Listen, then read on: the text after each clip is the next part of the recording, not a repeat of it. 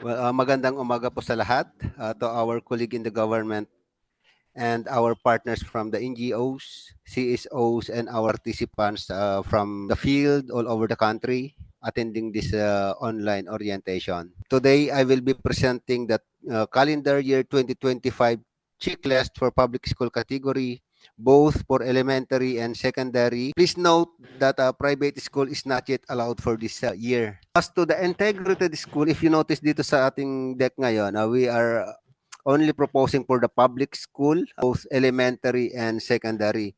But for the private and integrated school, but for the private, it is not yet allowed for this year. But for the integrated school, they may only choose one entry. It's either elementary or secondary. When we say integrated school, kinikater na niya po ito yung from kinder to grade 12. So when we say elementary, it only covers kinder to grade 6. And for the secondary, this caters junior, senior high school, or a combination. Kasi we have also a standalone senior high school and standalone junior high school. So any of those may quantify as secondary schools. The document to be validated shall come from the prior school year and current school year. So ang titignan natin dito is ang reference natin dito is yung DepEd Order number 22 series of 2023 na yung school year 2023 and 2024 starts on August 29, 2023 and June 14, 2024. While for the school year 2024-2025, this is based on DepEd Order number 9 series of 2024 that states na ang opening ng klase natin ay July 29, 2024 at mag-e-end tayo ngayong April 15, 2025. So iba po kasi yung school calendar at versus yung ating calendar year. So as to the policy issuance, 2 calendar years yung kino-cover natin dito. Those, ito yung calendar year 2024 at saka calendar year 2025. Okay, next slide po ma'am. Paki-move down po. So may mga naidagdag kami dito sa checklist na gagamitin natin ngayon, but definitely same requirements lang naman siya in the previous years. May mga nadagdag lang based doon sa instructions coming from our with the concurrence of our director. So let's proceed for the enabling environment number 1. School has adopted localized existing policies relating to DRRM, climate change adaptation from DepEd and other government agencies within the last 2 calendar years signed and approved. We have the reference here, the DepEd Order number 37, series of 2015, or the Comprehensive Disaster Risk Reduction and Management in Education Framework. Ang ating means of verification dito is just only the screenshot or scan copy of the adopted or localized issuances approved within the last 2 years. Take note na ang 1 point per adopted policy. But our maximum score dito ay 3 points. So in case na sumobra siya ng 3 local policies adopted or localized, the maximum score pa rin is 3. Kung abot siya ng 4 or 5, 6, 7, and so on, the score is 3. Pero kung dalawa ang na-adapt lang niya, that is equivalent to 2 points. For number 2, school has organized and functional school DRRM team with the participation of the Supreme Student Government or the Supreme Pupil Government. When we say Supreme Student Government, ito yung para sa secondary, while yung Supreme Pupil Government, ito naman para sa elementary. So in the planning process, with the school DRRM coordinator and consisting of personnel from different school stakeholders with defined membership and rules and responsibilities. This is based on DepEd Order number 33, series of 2021. So, ang ating screenshot, ang ating MOVs dito is the screenshot or copies of the approved school memo creating the organization. This must be signed. School DRRM team with approved duties and responsibilities. Also, signed din ito ng ating school head and the approved school DRRM organizational structure posted in a conspicuous place inside the school premises. Kung meron tayong presence of approved school memo creating the organization, that is equivalent to 1 point. And then kung may presence of the school DRRM team with the approved duties and responsibilities, that is equivalent to half points or 0.5. And another 0.5 kung meron tayong presence ng approved school DRRM organizational structure posted in school in conspicuous place inside the school. Pero kung walang na-organized na team, that is equivalent to 0. Next number po. As to the number 3, school has comprehensive school DRRM plan. Includes DRRM CCA measures covering risk assessment, risk reduction, including rehabilitation and recovery. So, isa lang ang ating MOVs dito. This is the approved comprehensive school DRRM plan. This must be signed by our school head. Presence and absence lang po ito kung mayroon tayong makitang approved comprehensive school DRRM plan, that is equivalent to 1. Pero kung wala, that is 0. For number 4, school budget supports regular DRRM activities. Isa lang ang ating mga MOVs dito ay yung SIP, approved SIP, approved AIP, at saka approved school DRRM plan. So, meron tayong mga reference dito na DepEd Order number 37 and DepEd Order number 33. As to the school improvement plan, ito kasi yung, this is a 3-year plan of the school, which is developed through the participations of our school personnel, stakeholders, including our learners. Kasi this caters the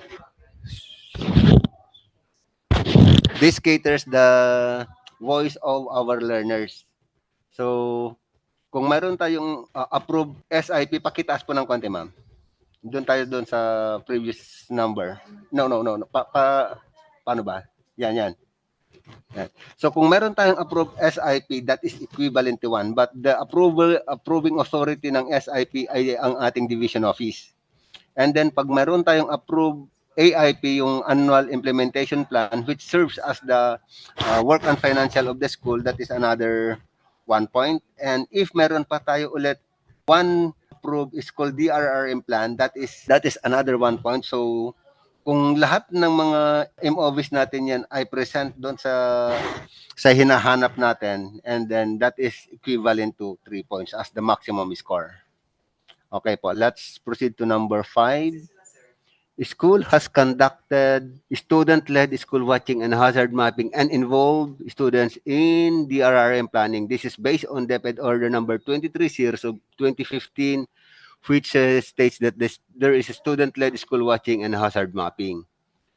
Ang ating MOVs dito is the approved signed narrative documentation of findings of the conducted school watching and hazard mapping, accomplished DepEd checklist of student-led school watching and hazard mapping, and of course the signed photo documentation report of the conducted school watching and hazard mapping. So we have here how can we score this? Kung meron tayong presence of approved and narrative documentation of findings, that is equivalent to 1 point. Another 1 point kung meron tayong accomplished DepEd checklist of student-led school watching and hazard mapping na signed. And another 1 point kung meron pang presence of photo documentation report of the conducted school watching and hazard mapping. Pero kung walang student-led school watching and hazard mapping na ginawa sa school, that is equivalent to 0. So let's proceed to number 6. School has incorporated the results of student-led school watching and hazard mapping in the school DRRM plan and annual implementation plan. This is based on the DepEd Order number 23. So, kung na-include siya doon sa approved annual implementation plan, that is 2 points. Ganon din sa ating school DRRM plan, another 2 points. Pero, if you notice, wala dito ang ating SIP because the SIP, as I told you before, is a 3-year plan at hindi po yun po pwedeng galawin or baguhin during the coverage year. So, let's proceed to number 7. Copies of the school report card is presented and distributed to stakeholders. This is based on DepEd Order number 44 series of 2015 or the guidelines on the enhanced school improvement plan process and the school report card. Please note that the SRC is vital in SBM, or the school-based management, for it serves as a communication and advocacy tool to inform the stakeholders of the school status and to encourage and inspire them to take an active role in planning, managing, and improving the school. So ito yung role ng ating SRC, kasi para alam din ng ating mga stakeholders how they can provide assistance doon sa school. Ang ating MOVs po dito is the approved and signed school report card.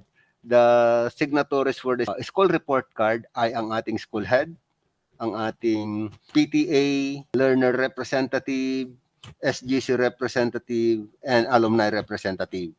So yun po yung ating mga approving authority for the school report card. Photo documentation, presentation, and distribution of the school report card. Kasi may mga instances that the school report card ay pinipresent ito during the PTA meeting o kaya doon sa graduation ceremony. And of course, posted on school official social media accounts.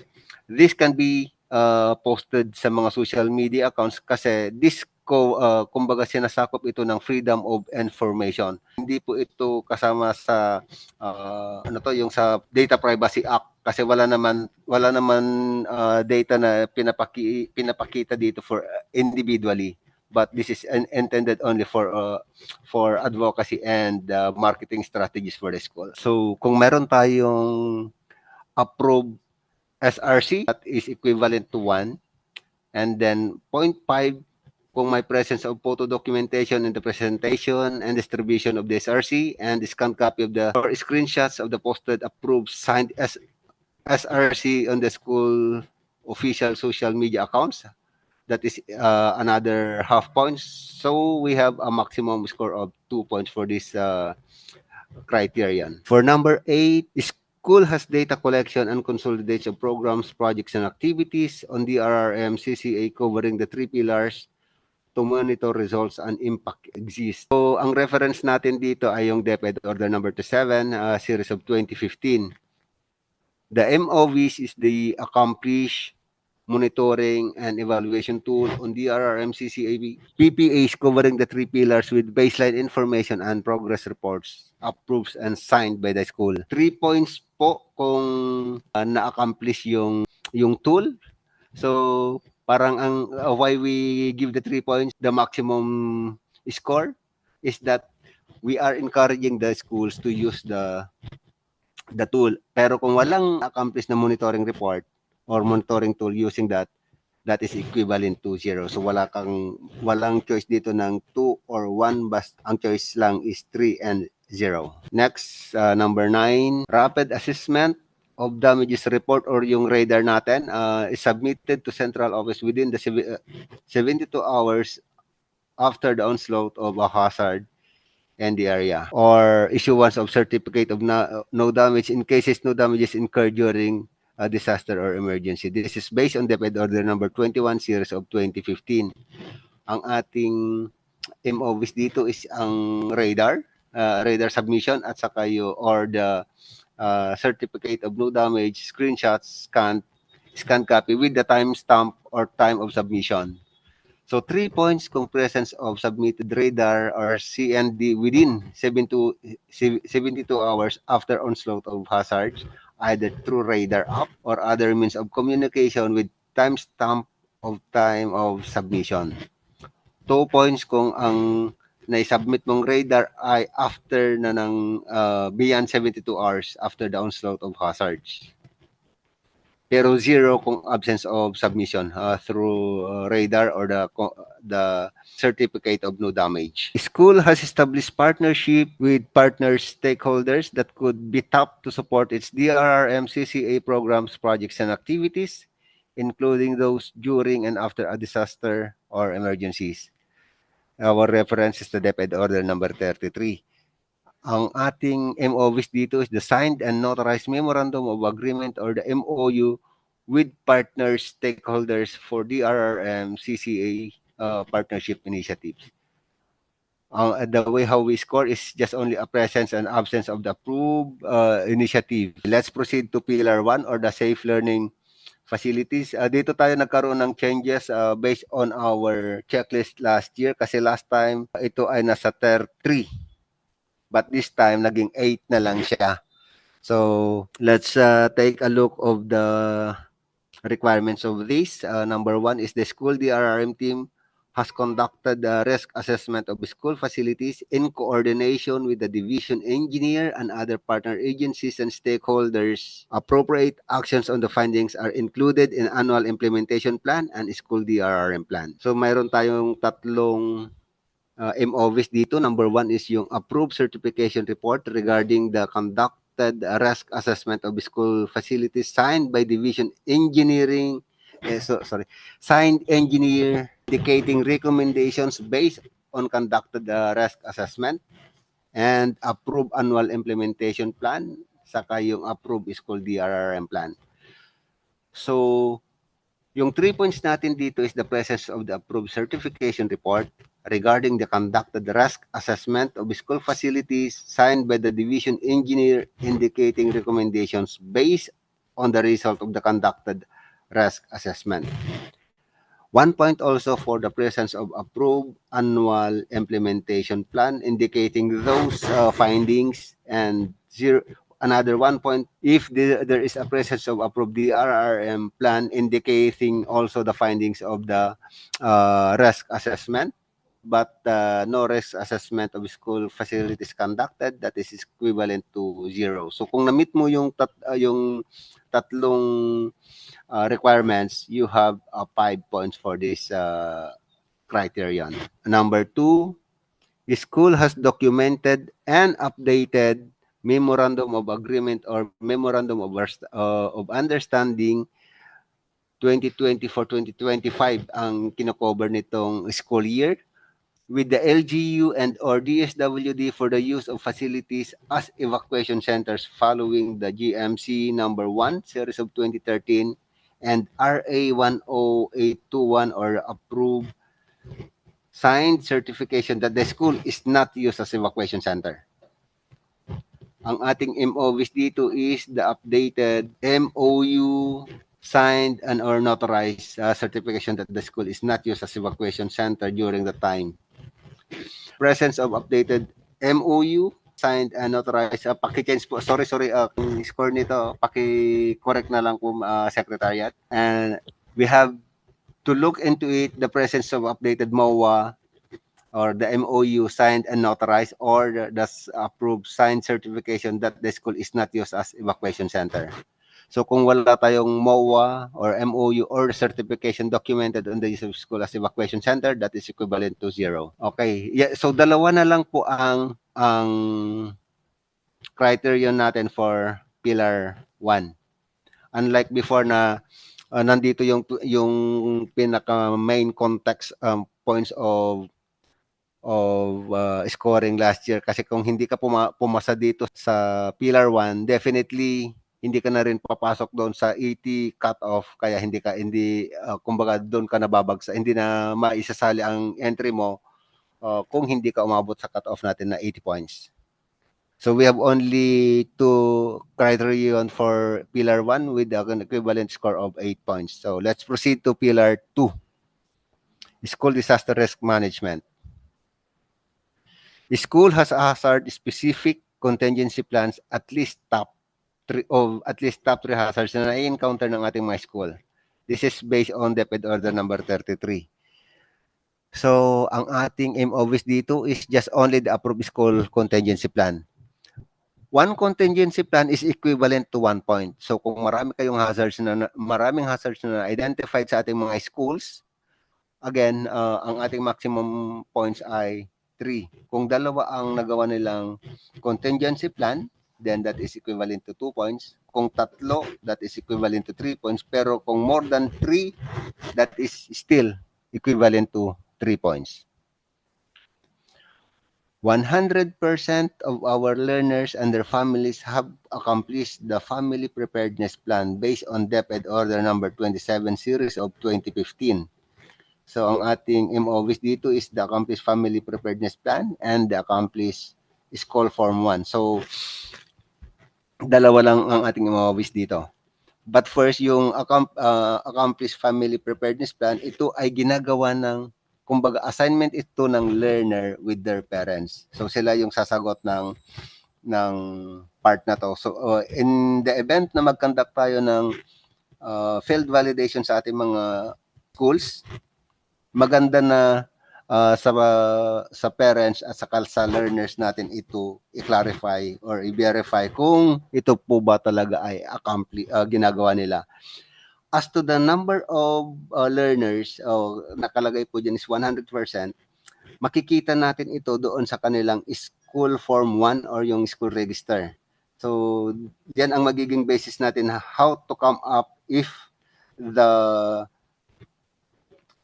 if our learners ay nag-accomplish talaga doon sa requirements as to the 100%. So kung as to the scoring natin, 100% of learners accomplish as per MOVs, that is equivalent to 3, pero 80% to 99% of learners accomplish as per MOVs, that is equivalent to 2. 50% to 79% accomplish, that is equivalent to 1, but below 50% is equivalent to 0. So with a maximum score of 3. School has a student family reunification plan that is clearly disseminated to students, teachers, and parents. That is based on DepEd Order number 33 series of 2021. So, ang ating MOVs dito is yung Accomplished Reunification Plan na permado at ang approved narrative report. Again, permado rin po ito. So, kung both presence yung dalawang MOVs natin, yung presence of learner and family reunification plan, that is equivalent to 1 point, and another 1 point para doon sa narrative report na permado, that is equivalent to pag pinagsama mo yung dalawang MOVs na yon, that is equivalent to 2 points. School hazard and evacuation maps are located in conspicuous places inside the school campus. So, ang ating MOVs po dito is the updated school hazard map and the updated school evacuation map. 1 point presence of the updated school hazard map inside the school, and another 1 point presence of the updated school evacuation map inside the school. Yung isa ay hazard map, yung isa ay evacuation map. Okay pa. School has available and accessible first aid kits with updated basic contents in all instructional and non-instructional rooms based on DepEd Order number 33 series of 2021 as our reference. Ang ating MOVs is the updated list or the updated first aid kits with updated basic contents in all instructional and non-instructional rooms. So, nakalagay naman dito ang ating basic content based on the, parang galing ito sa Red Cross. Availability and accessibility of the first aid kits with updated basic contents in all instructional and non-instructional rooms is equivalent to 3 points. 2 points naman para sa mga availability and accessibility of first aid kits with updated basic contents in some of the instructional and non-instructional rooms. Kumbaga, hindi lahat ng mga schools natin, hindi lahat ng ating mga classrooms na for instructions and non-instructional ay mayroong first aid kits. 1 point naman kung available ang ating available at accessible ang ating mga first aid kits, kaya lang outdated na yung content. May mga expired na, kumbaga hindi pa ito napapalitan. Kaya yun, at least since there is the availability, pero yun nga lang, hindi nila napalitan pa, let's give them the benefits na papalitan nila yon on a proper time. So, that is equivalent to 1 point. Pero kung wala silang mga first aid kits, definitely that is equivalent to 0. For number 6, school has available and accessible, functional, non-expired response emergency equipment in case of a disaster and or emergency. Same reference lang po, yung DepEd Order number 33 and our Office of the Undersecretary for Operations Memorandum number 2024-04-01088 or the guidelines on the utilization and reporting of the FY 2024 Disaster Preparedness and Response Program Fund.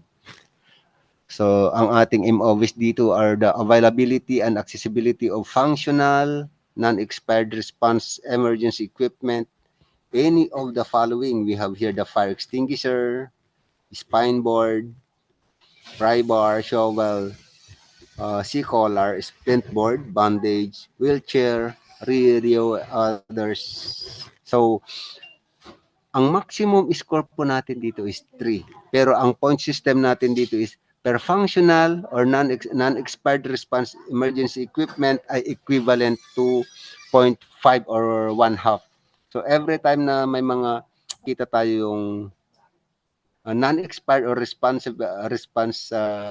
equipment, that is equivalent to 0.5. So kung 3 points yung hinahabol natin dito, dapat mayroon kang 6 na functional emergency equipment that is, para ma-meet mo yung 3. Pero kung more than 6, 7 hanggang and so on and so forth, that is still equivalent to 3 points. The school has conducted hazard-specific drills, at least 3 hazards present school based on the results of the school watching and hazard mapping conducted with the participation of different stakeholders, the BFP, medical LGUs, NGOs, community, PTA, alumni, and others. This is based on DepEd Order number 33. So ang ating MOVs is the hazard-specific post-activity reports with photos and attendance, attached attendance sheet, and then the comments and feedback evaluation from different participating stakeholders. So 1 point per hazard specific drill conducted, supported with complete MOVs and a maximum of 3 points. So, kumbaga dito, every hazard specific drill that is equivalent to 1 point. Pero again, let's take a look doon sa ating MOVs. Dapat every hazard na gagawin nilang, every drills na gagawin nila doon sa hazard specific ay attach yung ating dalawang MOVs. So hazard specific 0.5 points naman kung one hazard specific drill yung ginawa, and then hindi lahat ng mga MOVs natin ay incomplete, but again ang maximum score natin dito is only is 3 points. Pero kung walang drill na ginawa, of course that is equivalent to 0. For number 8, school has established inclusive PWD friendly functional early warning system to inform learners and personnel of hazards and emergencies, protocol, warning signs, devices, IEC, considering national and local government warning systems and protocols. Our MOVs, the functional school early warning system for any of the following. We have the fire alarm, siren bell, megaphone, whistle, flashlights, printed EWS, lighting systems. So, katulad doon sa number 7 natin, 0.5 per early warning system na gumagana and a maximum of 3 points. More than 6 equipment, that is still equivalent to 3 points. Pero kung tatlo lang yung yung functional na early warning system natin, of course, that is equivalent only to 1.5 points. Let's proceed to number 9. School has available and accessible updated ready go bags or equivalent with at least the minimum basic inclusion, food, hygiene, medicine, emergency directory, map, whistle, flashlight, among others, in all classrooms. This is based on DO number 33. So, ang ating MOVs dito is the updated go bags or its equivalent with at least the minimum basic content in all classrooms. So, 2 points kung available and accessible sa lahat na, at may updated go bag or its equivalent with at least the minimum basic inclusions in all classroom, that is equivalent to 2 points. Availability and accessibility of updated go bag or its equivalent with at least the minimum basic inclusion in some classrooms only is equivalent to 0.5, that is equivalent. So 0 naman kung school has no go bag or its equivalent. As to the number 10, school has a pre-identified space for putting up temporary learning spaces and the aftermath of a disaster or emergency. Ang ating MOVs dito is if within the school vicinity, certification of buildable space signed by SDO or the school's division office engineer with attached map of the buildable space, or if outside the school, approved, signed, and notarized MOA with the LGU or the private entity for TL space within the LGU. So 2 points po ang ating maximum score, o if this is a presence of the certification signed by the SDO engineer supported by the map of the buildable space within the school, or MOA with the LGU private entity or signed notarized for TLS within the LGU. Pero kung walang buildable space, wala ring MOA from the LGU or the private entity, that is equivalent to 0. For number 11, the school has ready resumption strategy and alternative delivery modes to ensure education continuity, strategies, materials, focal persons to implement in times of emergencies or disasters. So the reference is the DepEd Order number 22, series of 2024. Ang ating MOVs, the availability of updated learning modules, approve and sign updated learning continuity plan or the LCP. So 1 point kung meron tayong updated learning modules, and another 1 point kung meron tayong makitang approve and sign updated learning continuity plan. So that is equivalent to 2 points. As for number 12, the school has trained and accredited teaching and non-teaching personnel on psychosocial first aid. So our reference is again the DepEd Order number 22. Ang ating MOVs, updated inventory of trained and accredited teaching and non-teaching personnel of PFA, signed po ito. And then letter B, the accreditation a document of teaching and non-teaching personnel who underwent PFA training of trainers issued by any of the following, like the Department of Health, Red Cross, Social Welfare and Development, and the BGMP. So 1 point if we have updated inventory of trained and accredited teaching and non-teaching personnel on PFA, and another 1 point for the accreditation document of teaching and non-teaching personnel who underwent the PFA TOT issued by accredited organizations identified natin sa ating MOVs. So, ang maximum score po natin dito is 2. 30 school has participated in the different DRRM CCA activities of the LGU and other agencies, both government, NGOs, or private. This is based on DepEd Order number 33. So, ang ating MOVs dito is the post-participation activity report with attendance sheet. All must be signed and attached photo documentation. Copy of the program of activity highlighting the RRMCCA topics. And number 3 or the letter C is the certificate of participation of school or equivalent from the organizer, activity proponent, or the sponsor. So we have 1 point kung may presence of post-participation activity report with attendance sheet and photo documentation. But take note that this must be signed. And then another half points or 0.5 if presence of the copy of the program of activity highlighting the RRMCCA topics. And another half points or the presence of the certificate of participation with school or our sponsor. Pero kung walang mga participation or certification from the LGU or other agencies, that is equivalent to 0. So for our number 14, school is a member of the local DRRM Council and its respective LGUs based on DepEd Order number 33. Ang ating MOVs po dito is the copy of the latest or the current LGU executive order indicating membership of the school in the LDRRMC. And another one is the copy of minutes of meeting or equivalent with the attendance sheet presenting school participation in any LDRRMC activities. So 1 point kung meron tayong copy ng latest or current LGU executive order indicating membership of the school in the LDRRMC, and another 1 point kung mayroong copies ng minutes of meeting or its equivalent with attendance sheet presenting school participation in any LDRRMC activities for 2024-2025 school year.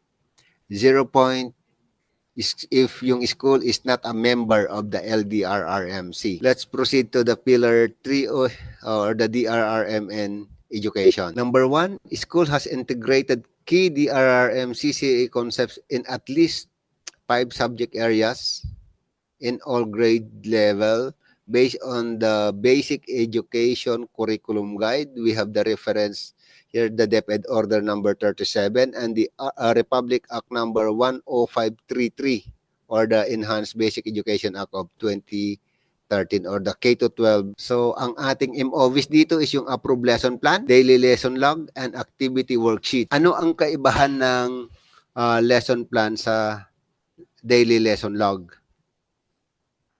Ang sa mga validators natin, ang lesson plan ay ginagamit lang po ito ng ating mga newly hired teachers, mga 1 to 2 years in the service, while yung daily lesson log ay ginagamit na po ng mga matatagal na pong guro. As to the document na to, ang mga approver ng lesson plan is depende siya sa size of the school. Kung ang school natin ay small, ang nag-a-approve po nito ay ang ating school head. Kung ang school natin ay medium, pwedeng, kung mayroon silang master teacher, the master teacher ay pwedeng mag-approve kasama ang, or it's either the master teacher or the school head.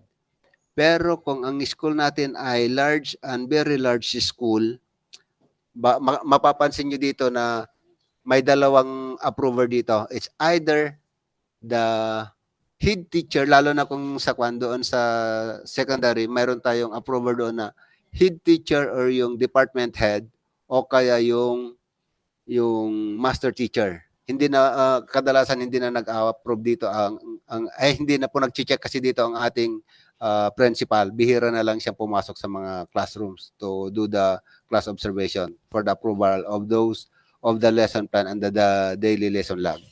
So yun po yung ating titignan kung sino yung nag-approve doon sa lesson plan at saka sa daily lesson log. Kasi baka magtaka po kayo na bakit hindi ang school head ang nag-approve ng lesson plan o kaya ng lesson log. Depende na po kasi doon sa size of schools.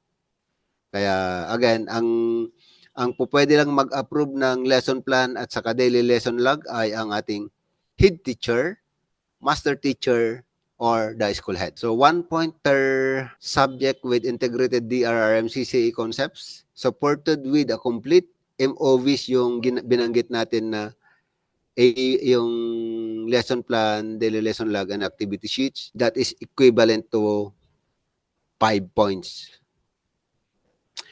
0.5 or half point per subject with integrated DRRM concepts but incomplete MOVs using yung ating identified MOVs. Pero kung walang subject integration, that is equivalent to 0. Next, number 2, school has adopted alternative delivery modes during class suspensions to ensure learning continuity in times of disaster and or emergency as necessary. This is based on the issuance of DepEd Order 2022 series of 2024 or the revised guidelines on class suspensions and work suspension in schools during disasters and or emergency. So, meron tayong MOVs dito na updated EDM monitoring sheet. Dapat ito ay permado, and ganun din yung activity documentation, report of conducted EDM with photo documentation at least one disaster emergency incident. 1 point kung meron tayong presence of the copy of the updated monitoring sheet, and then another 1 point kung merong presence and signed activity documentation report of conducted EDM with photo documentation at least one disaster or emergency incident. Pero kung yung mga MOVs natin ay wala, that is equivalent to 0. Presence of a DRRM corner with updated IEC materials in all classrooms based on DepEd Order Number 33 Series of 2021. So ang ating MOVs dito ay yung Classroom DRRM Information Board that contains the following: name of teacher, ID number and contact information, name of learner, LRN o yung tinatawag nating learner reference number, and parents, guardians, contact numbers, emergency hotlines, and we have also the information, education, and communication learning materials, first aid kits, and go bags. So dapat presence lahat yan sa ating DRRM corner. So 2 points kung mayroon tayong presence of DRRM corner with updated IEC materials in all classrooms. Another 1 point, 1 point lang kung ang makikita mo doon ay presence of DRRM corner with updated IEC materials in some classrooms. Pero 0 points kung ang classroom mo naman ay no DRRM corner. I just want to clarify lang dito sa part na to kasi I know na baka magkaroon ng kalituhan dahil doon sa issuance before during the time of BP Sara when she was the DepEd secretary when she was the DepEd secretary. If you recall, mayroon issuance noon na dapat bare ang classroom. Definitely yes, pero yun nga lang may mga clarificatory issuances na rin ang EGSICOM during that time. They clarified na all materials will be removed inside the classroom. Kundi ang matatanggal lang ay yung mga non-education related posters. So hindi po pwedeng mawala yung mga education like yung lalo na sa elementary, yung A, B, C, D, E, F, G doon sa taas, yung alphabet natin sa taas at saka yung mga numeric, dapat mayroon pa rin ang mga yon. Ang mawawala lang is yung, halimbawa, may mga, yung mga gatas na parang may sponsor doon sa school, yun po yung mga yun po yung mga pinapatanggal. Not necessarily lahat ng mga content doon sa loob ng classroom. So, pwede po tayo, kailangan natin parang makita yung DRRM corner for that purpose. Hindi po lahat ay dapat matanggal sa loob ng isang classroom. Ito na number 5, school-based DRRM SICAM Innovations. Ito yung bago sa checklist na to. If you notice, gaya ng nasabi ko kanina, ito ay bagong part ng ating checklist, yung school-based DRRM Innovation. So this category will showcase innovations that recognizes and promotes creative, sustainable, and impactful solutions on disaster preparedness, risk reduction, and climate resilience in school. So, parang showcase na ito ng ating mga schools regarding their innovations. But take note na yung school has a documented learner-led. So, dapat siya, learner-led DRRM CCA innovation. So, at least one.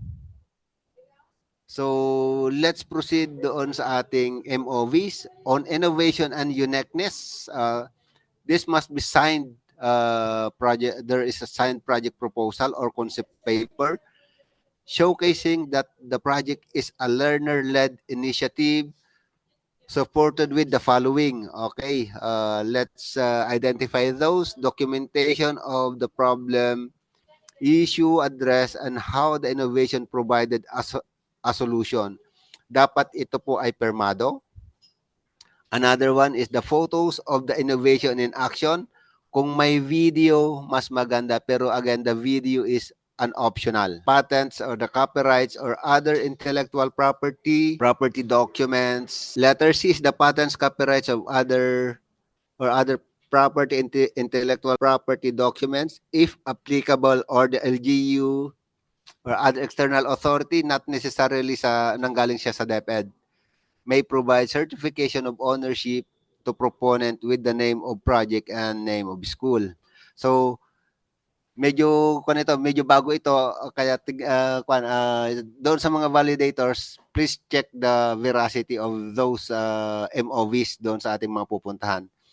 So, as to the scoring, pakitaas po, sir. So, take note, ang maximum score natin dito is 10 kasi this is a learner-led DR innovations. 3 points kung meron tayong signed project proposal or yung concept paper showcasing that the project is learner-led initiative.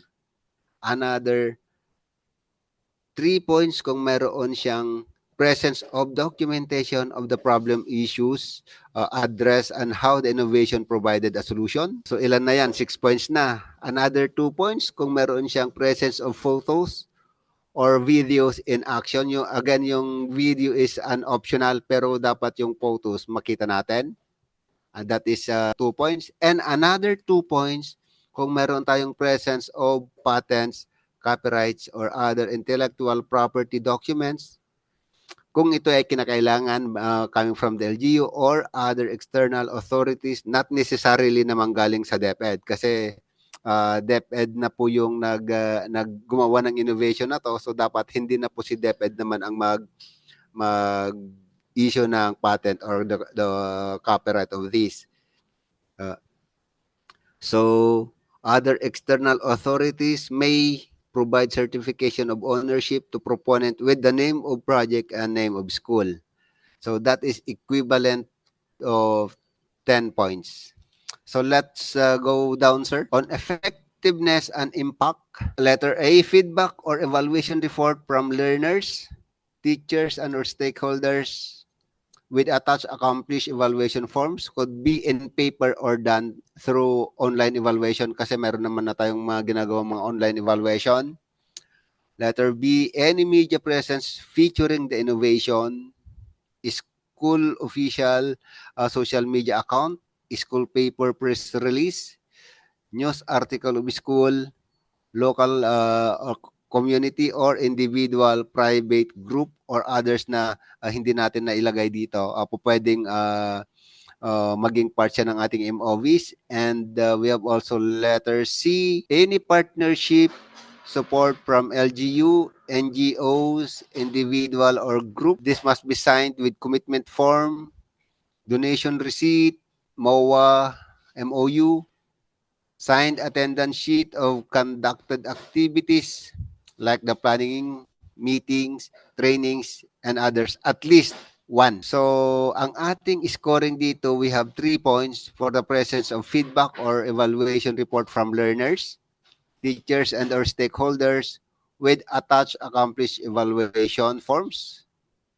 This could be done in paper or through online. And pero 1 point lang kung ang mayroon sila is yung feedback or evaluation report only.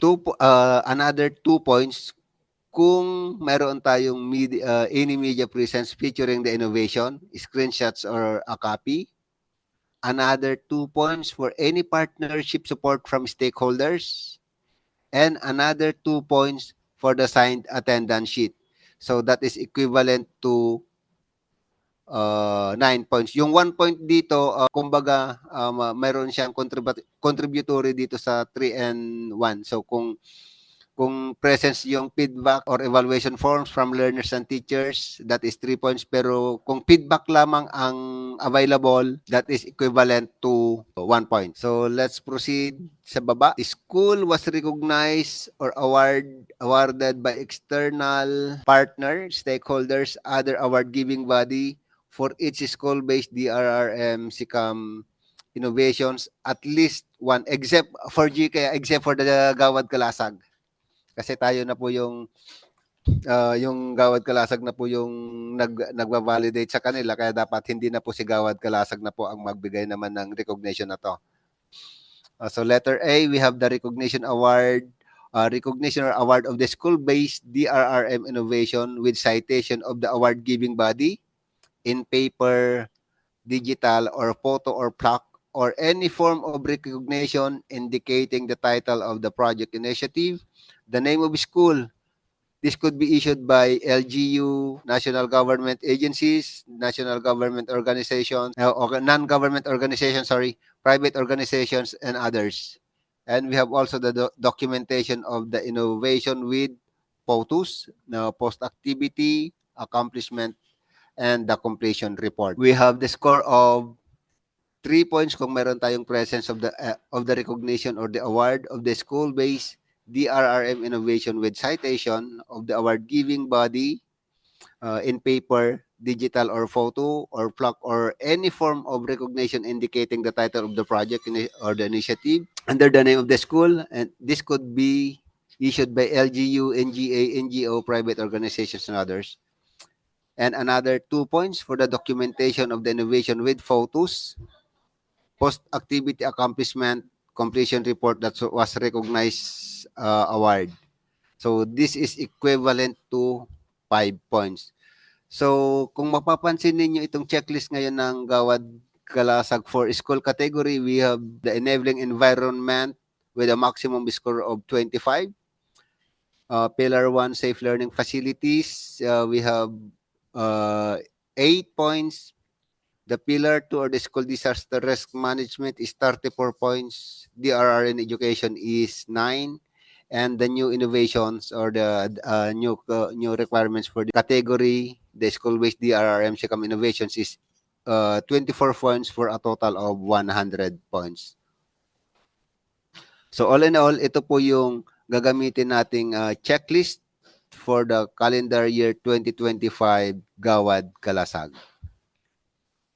Should you have any clarifications regarding this checklist, the floor is open before I will turn over the microphone to the management. Thank you. Meron lang pong question from DENR MGB, Mitch Mendoza po. For DepEd presenter po, hindi po ba dapat signed acceptance letter of the project proposal yan? Kasi hindi naman pwedeng mag-implement ng research or any project proposal na hindi accepted by the end user, school. Paki-ulit po yung tanong, ma'am. Hindi ko na sorry. Nasa comments po ng Zoom, naririnig niyo po ba ako, Sir Seo? Medyo mahina po sa end ko. Ito, for DepEd presenter po, hindi po ba dapat signed acceptance letter of the project proposal yan? Kasi hindi naman pwede Sige, mag-implement. all questions po will entertain after the orientation na lang po. Okay, sige. So we will now take an early lunch po. We'll come back after 1 p.m. po. Thank you so much po. Okay, thank you. Anyway, ma'am, magre-reply na lang kami dito sa message ng ating kasama from the DNR. Thank you.